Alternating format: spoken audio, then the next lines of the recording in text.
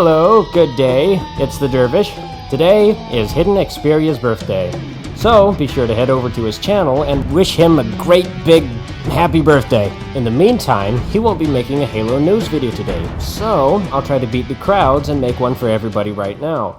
Halo Infinite armor coatings. What are they, and what does it mean? A little bit ago, 343 Industries released on Halo Waypoint this photo of the multiplayer armor coating called Monarch, with a caption that read, "Monarch armor coating on Mark VII Mjolnir, work in progress render." It sports a neat purple and gold color scheme to give it a sort of regal look, hence the name. And besides its sort of Laffy-Taffy looking texture, it honestly looks pretty good. I think its weird texture is all screwy because, like the message says, it's just a work in progress. But armor coating? In our minds, the message just repeats. Armor coatings, armor coatings, armor coatings. Catchy. Any idea what it means? Does it mean armor skins? Armor patterns? Does it imply the sheen of your armor like cars in GTA 5? Or is it tertiary colors? Or is it perhaps just the new name for the armor coloring system? Or maybe some sort of extra cosmetics in the form of patterns and materials like in For Honor?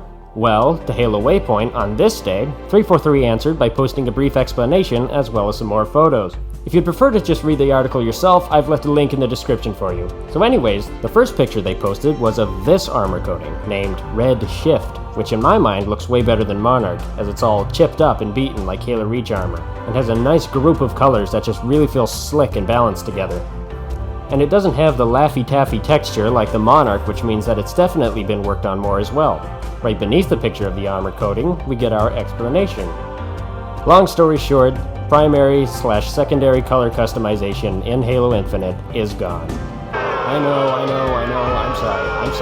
sorry. Thankfully, there's kind of an upside. I'll explain later. In short, armor coatings are pre-made developer color sets with varying textures and materials, just like the color system in For Honor.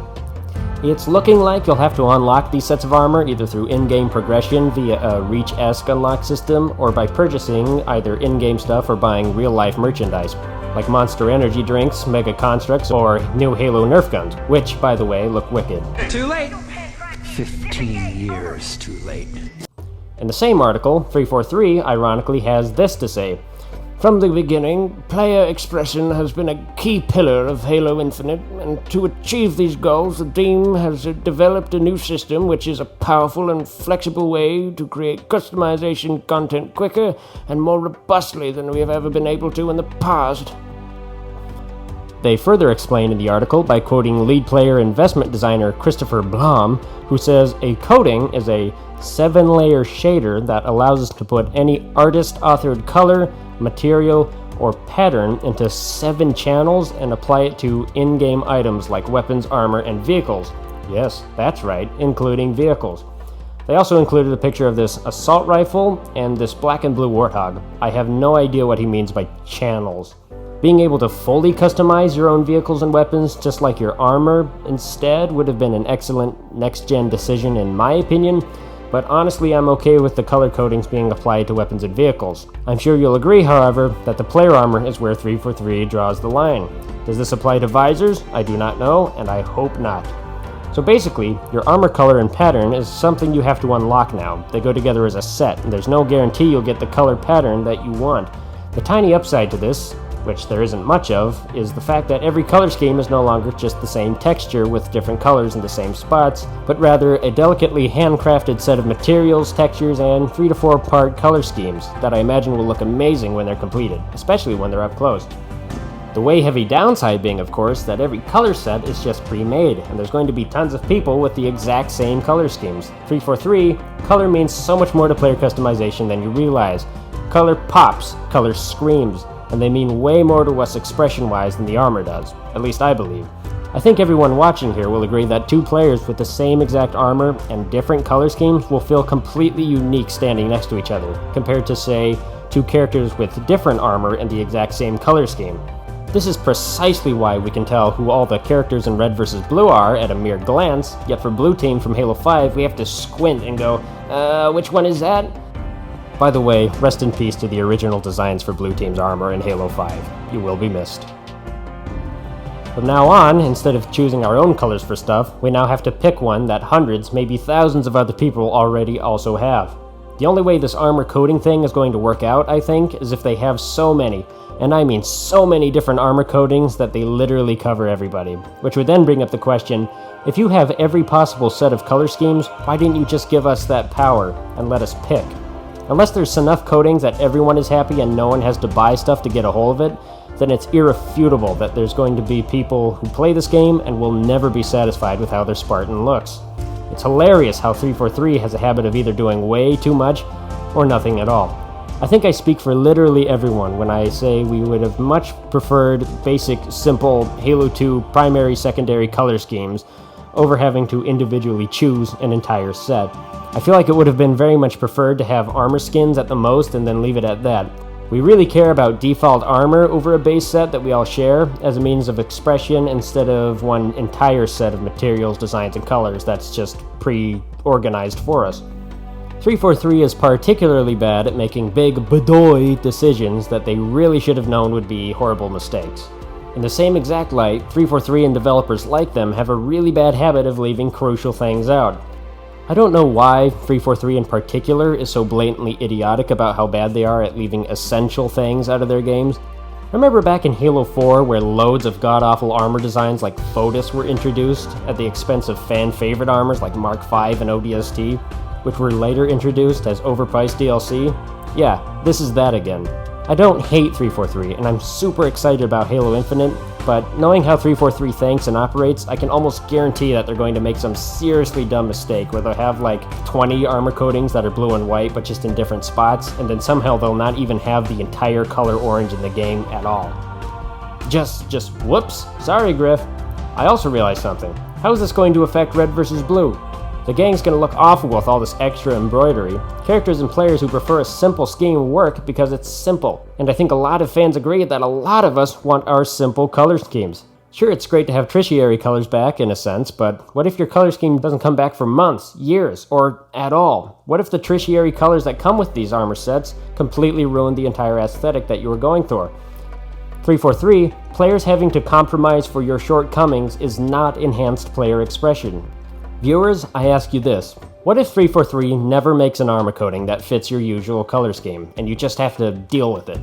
At the very least, what if it takes them years down the road among this 10-year plan for the game to add an armor coating that best suits you? For every single game, I roll with a beautiful black, blue, silver color scheme, and ODST armor. But what if I have to spend the entire time playing this game, or at the very least the first 9 years, just dealing as close as possible to my usual black-blue color scheme?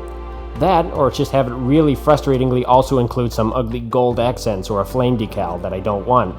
It's Halo 4 all over again. I hated every single piece of default armor in that game, and I couldn't stand begrudgingly paying money for ODST armor years after release. Bad 343, bad. I'd be so down for this armor coating thing if it was just how your armor was textured or how it was skinned. That way old Halo fans could have their simple color schemes and 343 fans could have their complicated ones. Everyone would be happy. That, and you could handpick the colors for every part of your armor. But unless they change stuff over the course of 5 years like they had to do for most of Halo 5 and, well, Bungie with Destiny for that matter, then this entire decision is such a bust. Another thing that really worries me is how hard or easy it's going to be to unlock certain color schemes for different people. I mean, I suppose it could be very fun trying to work towards that perfect color scheme to complement your armor, assuming they take away this Halo 5 random unlock BS and make it a progression system like Halo 3 Reach and 4 again. But I really worry for people whose perfect color scheme is either right there, perfectly for them at launch, and for people whose basic favorite color scheme is locked behind either a paywall or at the very end of an unlocked prize pool. I imagine color codings is going to be a large part of the customization progress for this game, so if your color scheme is already right there, boom, perfect from the get-go at launch, then you'll be missing out on a key angle to the game's armor progression the entire time you're playing it. Alternatively, it would also suck if your favorite color scheme was way crazy super hard to unlock. Locked behind the final rank in the game, or behind some ridiculously hard achievement like beat the whole game in 10 minutes legendary all skulls on without touching the controller. Because then you, the player, with a full-time job and 2 kids to take care of, who already knows you'll never make it there in years, and it wouldn't be worth your time to even try to unlock this basic stuff. Like, only inheritors get the color scheme brown and orange or some baloney like that. I do have 2 theories as to how color codings will function in-game, and they're actually pretty optimistic. Hopefully I'm right, because if my theory is correct, then it would mean this whole color coding thing would not be near as bad as we think. My first optimistic theory is this.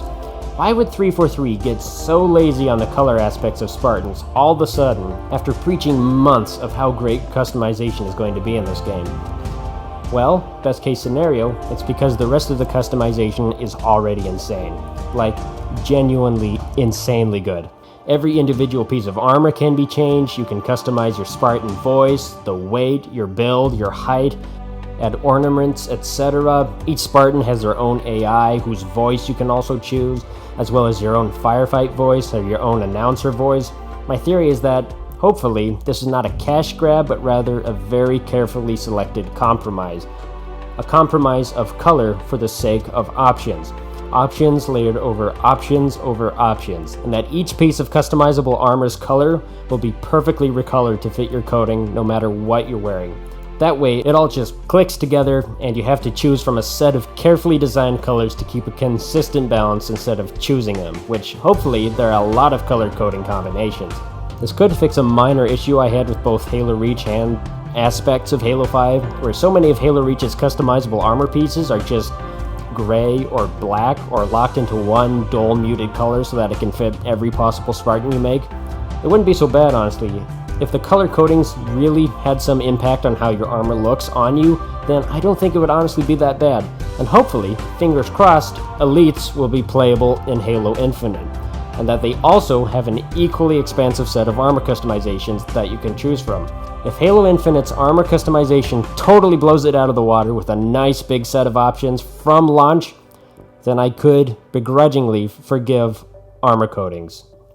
The second part of my rather optimistic theory is that perhaps you can have multiple Spartan appearances that you can switch between, and that you can also have a completely unique look depending on what team you're on. I imagine it working like it does in the game For Honor.